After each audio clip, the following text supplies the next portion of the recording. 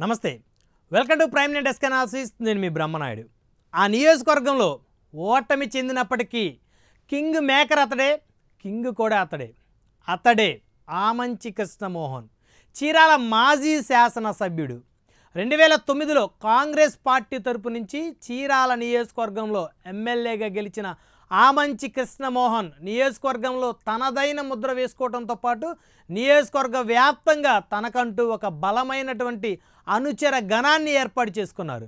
అయితే 2014 ఎన్నికల్లో ఎవరు ఊహించిన విధంగా ఇండిపెండెంట్ అభ్యర్థిగా ఆమంచి కృష్ణమోహన్ చీరాల నియోజకవర్గం నుంచి ఎమ్మెల్యేగా గెలుపొంది రాష్ట్రం మొత్తం తన వైపుకు చూసుకునేలా చేసుకున్నాడు.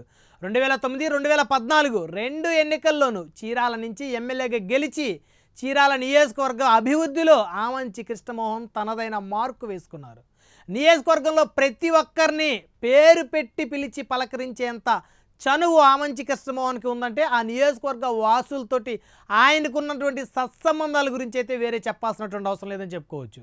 సో అలాంటి ఆమంచి కృష్ణమోహన్ అనూహ్యమైనటువంటి రీతిలో 2019 ఎన్నికల్లో వైఎస్ఆర్ కాంగ్రెస్ పార్టీలో చేరి ఓటమి చెందినటువంటి పరిస్థితి ఉంది. 2019 నుంచి 2024 వరకు కూడా ఆమంచి కృష్ణమోహన్ యాక్టివ్ పాలిటిక్స్లో అయితే ఉన్న పరిస్థితి ఉంది. అయితే ఆమంచి కృష్ణమోహన్ వైకాపాలో చేరిన తర్వాత చీరాల వైకాపా అభ్యర్థిగా పోటీ చేశారు.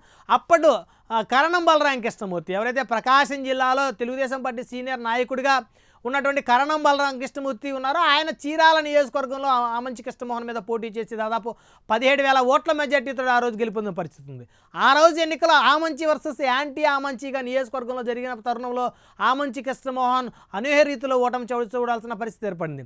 అయితే తర్వాత కొన్ని రోజుల తర్వాత కరణం బలరాం కృష్ణమూర్తికి YSR Congress party green signal ఇచ్చిన పరిస్థితి ఉంది. వైఎస్ఆర్ కాంగ్రెస్ పార్టీ అనఫిషియల్గా కరణం బలరాం కృష్ణమూర్తికి గ్రీన్ సిగ్నల్ ఇచ్చింది. అయితే కరణం బలరాం కృష్ణమూర్తి అనఫిషియల్గా వైకాపా అనుబంధ సభ్యుడిగా కొనసాగుతూ వచ్చారు.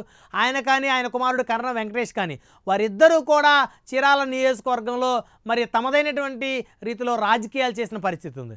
అయితే అప్పట్లో వైకాపా అధిష్టానం ఆమంచి కృష్ణమోహన్ పర్చూరు నియోజకవర్గానికి ఇన్ఛార్జిగా వేసిన పరిస్థితి ఉంది. దాదాపు సంవత్సరంన్నర పాటు ఆమంచి కృష్ణమోహన్ పర్చూరు నియోజకవర్గంలో వైఎస్ఆర్ కాంగ్రెస్ పార్టీ తరపు నుంచి ఆయన ప్రాతినిధ్యం వహించిన పరిస్థితి ఉంది ఇన్ఛార్జిగా.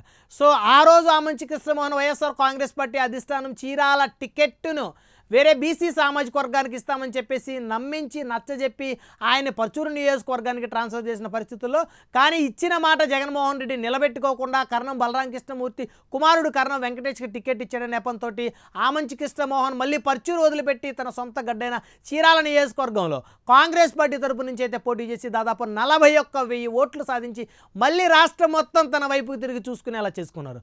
కాంగ్రెస్ పార్టీ జీవాలు లేని కాంగ్రెస్ పార్టీ ఏదైతే ఉందో ఆ కాంగ్రెస్ పార్టీ చీరాల నియోజకవర్గంలో జవసత్వాలు నింపినటువంటి పరిస్థితి ఆమంచి కృష్ణమోహన్. అక్కడ ఆమంచి కృష్ణమోహన్ ఫోటోని చూసి 41,000 ఓట్లు పడినట్టు పరిస్థితులను స్పష్టంగా చెప్పుకోవచ్చు. సో మొత్తానికి కనుక చూస్తే వైకాపా అభ్యర్థిగా పోటీ చేసినటువంటి కరణం వెంకటేష్కి వచ్చిన ఓట్లు దాదాపు 51,000 ఓట్లు అని చెప్పొచ్చు. అంటే వైఎస్ఆర్ కాంగ్రెస్ పార్టీ అధికార పార్టీ తరపు నుంచి ఆయన పోటీ చేశారు. మరి కరణం బలరాం కృష్ణమూర్తి కుమారుడు దాదాపు 40 సంవత్సరాల రాజకీయ చరిత్ర ఉన్నటువంటి కుటుంబం. ఒక రకంగా చెప్పాలంటే ప్రకాశం జిల్లాలో రౌడీజానికి మారుపేరుగా చలాయమణి అయినటువంటి ఆ కుటుంబం తరపు నుంచి పోటీ చేసిన కరణం వెంకటేష్ కేవలం 51,000 ఓట్లు మాత్రం సాధించారు. అంటే వైఎస్ఆర్ కాంగ్రెస్ పార్టీ బొమ్మ లేకపోతే కరణం వెంకటేష్కి చీరాల నియోజకవర్గంలో కనీసం 5,000 ఓట్లు కూడా సొంతంగా వచ్చే పరిస్థితి లేదు అనేది ఎన్నికైతే పురువైందని చెప్పుకోవచ్చు. ఆమంచి కృష్ణమోహన్ తన బొమ్మతోటి 41,000 ఓట్లు సాధించి చీరాల నుంచి కరణం కుటుంబాన్ని తరిమి కొట్టడంలో ఆమంచి కృష్ణమోహన్ కీలక పాత్ర పోషించారని చెప్పుకోవచ్చు. మొత్తానికి కనుక చూస్తే కరణం బలరాం కృష్ణమూర్తి లాంటి వ్యక్తిని ఎదుర్కొనే శక్తి ప్రకాశం జిల్లాలో ఇప్పటి వరకు ఎవరికీ లేదని చెప్తారు. అలాంటి కరణం బలరాం కృష్ణమూర్తికి ఆయన కుమారుడికి చెక్ పెట్టినటువంటి నేతలుగా ఆమంచి కృష్ణమోహన్ కానీ ఆయన సోదరుడు ఆమంచి శ్రీనివాసరావు అలియాస్ స్వాములు కానీ పెద్ద ఎత్తున జిల్లా వ్యాప్తంగా గుర్తింపు అయితే ఉన్నటువంటి పరిస్థితి ఉంది. ఆమంచి కృష్ణమోహన్ 41,000 ఓట్లు సాధించి కరణం బలరాంని మరి ప్రకాశం జిల్లా చీరాల నియోజకవర్గం నుంచి బయటికి పంపివేయడంలో కీలక పాత్ర పోషించారు. తెలుగుదేశం పార్టీ తరపు నుంచి పోటీ చేసినటువంటి మద్దులూరు మాలకొండ యాదవ్ 71,000 ఓట్లు సాధించి ఎమ్మెల్యేగా గెలుపొందారు. అదే ఆమంచి కృష్ణమోహన్ పోటీలో లేకపోతే ఆ 41,000 ఓట్లు ఖచ్చితంగా వైఎస్ఆర్ కాంగ్రెస్ పార్టీకి పడేటువంటి పరిస్థితుల్లో కరణం వెంకటేష్ అక్కడ గెలిచిండేవారంటూ రాజకీయ విశ్లేషకులు తమ అభిప్రాయాలు అయితే వ్యక్తం చేస్తున్నారు.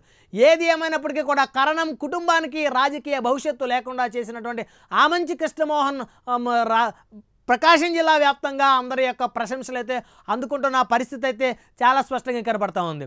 తాను ఎమ్మెల్యేగా ఉన్నా ఎమ్మెల్యేగా లేకున్నా చీరాల నియోజకవర్గం అంటే ఆమంచి కృష్ణమోహన్ అడ్డా, చీరాల గడ్డ ఆమంచి అడ్డా అనేలా మరొక్కసారి నిరూపించారు ఆమంచి కృష్ణమోహన్.